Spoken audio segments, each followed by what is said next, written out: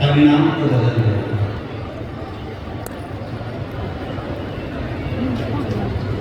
जिसने अपने जीवन में परिणाम करना प्रारंभ कर दिया, समझ लेना कि उसने अपने जीवन में परिणाम को बदल दिया। क्यों करते हैं हम भगवान शिव?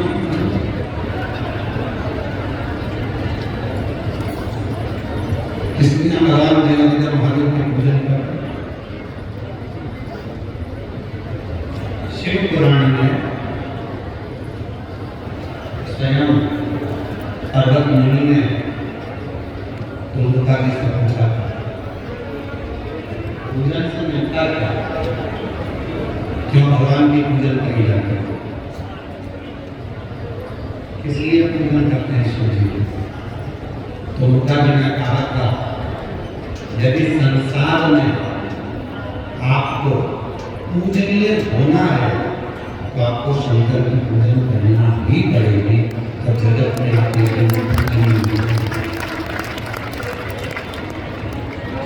पूजन करो पूजनीय हो गए, आदर करो तो आदरणीय हो गए। कोई शिव भक्त मिले और शिव भक्त का आपने आदर करा, सम्मान करा। कोई शंकर की आराधना साधना करने वाला मिले तो कहे आपने आदर कर लिया, आप तीन दोष एक लोटा जल चढ़ाने से समाप्त होगा।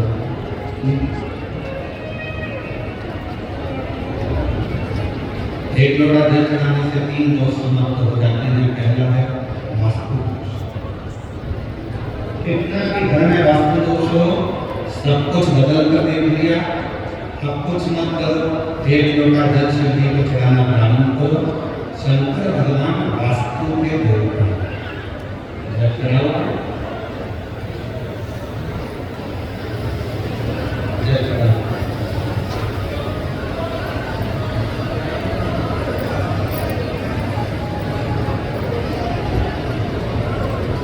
पितृदोष हो गया।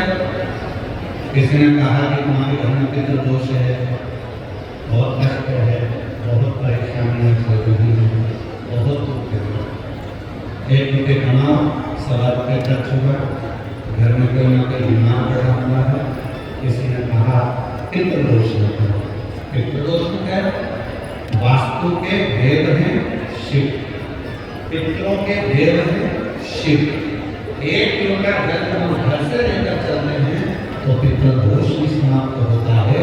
और एक लोटा जल लेकर जब हम शंकर को चढ़ाते हैं तो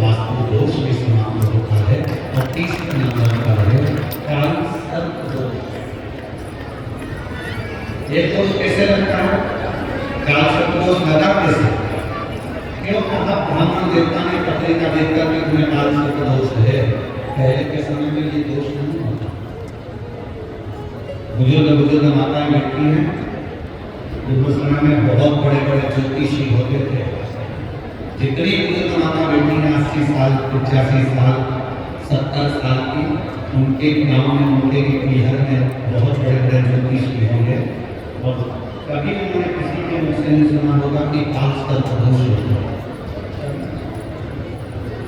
अभी जब ये दोष चालू हुआ उसको कहते हैं काल सर्प। कहाँ से प्रारंभ हुआ? उसका प्रारंभ का कारण क्या है? उसके प्रारंभ का एक ही कारण है। क्या कारण है? पहले के समय में भगवान को स्नान कराते थे, घर में जो थाली में पात्र में भगवान को स्नान कराते थे, उस स्नान का जल, भगवान के स्नान का जल हम पेड़ों में, पौधों में, बगीचे में डालते हैं। अब भगवान के स्नान का जल हम बगीचे में नहीं डालते, अब हम भगवान के स्नान का जल पेड़ों में नहीं डालते, हम भगवान के स्नान का जल क्या करते हैं? उसके स्नान का जल परमात्मा के स्नान के जल को जाकर तुलसी के क्यारे में डालते हैं। अब तुलसी के क्यारे में डाला तो गणेश जी महाराज का स्नान उन्होंने थाली में कराया, शिव जी का स्नान उन्होंने थाली में कराया, शालिग्राम भगवान का स्नान भी थाली में कराया, लड्डू गोपाल का स्नान भी थाली में कराया, देवी जी का स्नान भी थाली में कराया। एक ही थाली में तुम्हारे मंदिर में जितने भगवान है सबको तुमने थाली में रखा, लोटा उठाया, सबके जल चढ़ाया, सबका स्नान कराया और पोछा तुमने मंदिर में वापस कर दिया। सबके स्नान का जल एक साथ ले जाकर तुमने तुलसी जी में डाला। माता तुलसी में किस देवता का जल जाना चाहिए? माता तुलसी में किस देवता का जल पहुंचना चाहिए? ये दुनिया के लोगों को नहीं मालूम। तो सारे देवता का जल जब माता तुलसी में जाना प्रारंभ हो जाता है तो फिर धीरे धीरे धीरे धीरे वो काल सर्प दोष का रूप रख लिया जाता है।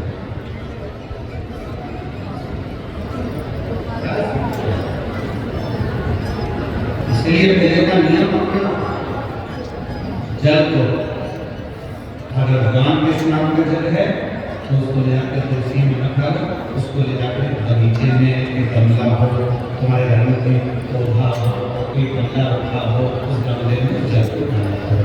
तुलसी में तो साफ चला, एक लोटा जल लेते हैं वहाँ तुलसी में डालो, तुलसी की कीर्तना करो, टीका करो, नाम करो, योग करो,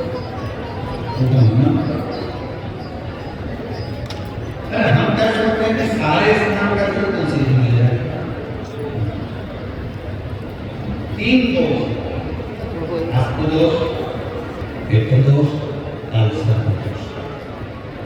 इन 3 दोषों को यदि मिटाना है तो हमें कहीं नहीं जाना है। एक लोटा जल भरना, शिव मंदिर में जाना चालू करना, शंकर भगवान को जल चढ़ाना प्रारंभ करना और प्रेम से बाबा को अपने मन का भाव करना, जीवन के सारे दोष समाप्त होना।